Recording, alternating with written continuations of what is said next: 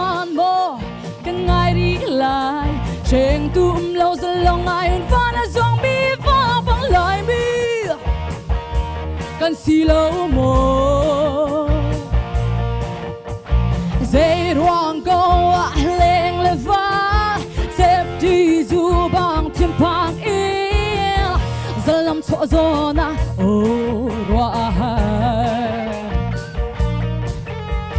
mi phun dang ni nào tan man se mi phun do tu lai mi kan si mi phun dang ni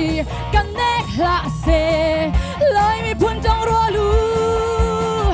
hầu van mo kan ngai rih lai cheng tu lo za long ai van a zong bi va bang lai bi kan si lo mo dây ruang go a leng le va tep ti zu bang tim pang e zalam so zona o roa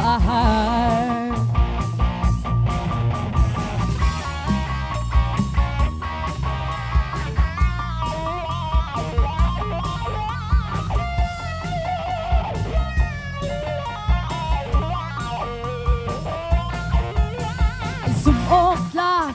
vok tok nun ngei lai mi kan si kan ti liao a tu chang van ning nu kip sin la ruat than na pe ki